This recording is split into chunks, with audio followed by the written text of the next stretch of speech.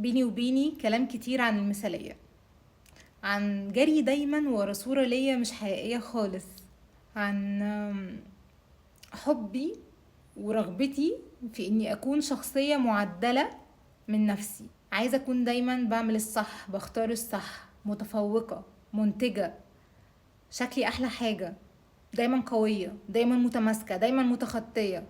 طيب، هل انا مبسوطة وانا بعمل كل ده؟ الاجابة لا.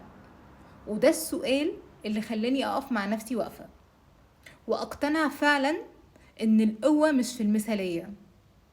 القوة في حبي لنفسي، القوة في تقبلي لعيوبي والشغل عليها بكل حب مش بجلد، القوة في حبي لاختلافي. حسيت اني بجد قوية لما وقفت قدام نفسي وقلت لها انتي جميلة من غير ما تحاولي تتجملي، وشفت الجمال في كل حاجة فيا.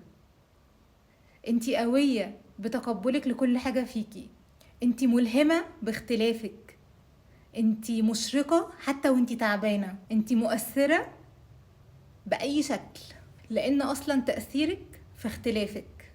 أنا مش مضطرة أبدا بعد كده أحط نفسي في أي برواز عشان أوافق صورة معينة في خيالي أو في خيال الناس اللي حواليا، سواء بقى للجمال، للشكل، للنجاح، للإنتاجية، أيا كان. طيب، هل ده معناه ان انا اسيب بقى كل حاجه كده زي ما هي؟ طبعا لا. عشان يعني يبقى كلامي واضح، هو السر في التوازن، انك تحط اهداف انت فعلا شايفها من وجهة نظرك ان دي هتبقى اهدافك انت، رغبتك انت، هتكون مبسوط وانت بتعمله، هتكون عندك شغف وانت بتعمله، هتكون مرتاح مش متقيد، مش بتجلد ذاتك دايما عشان تعمل ده. اتمنى ان كلامي يكون لمس حاجة عندك، ولو عندك اي كلمة ممكن تساعديني بيها او تساعدي اي حد تاني ممكن تكتبيها لي.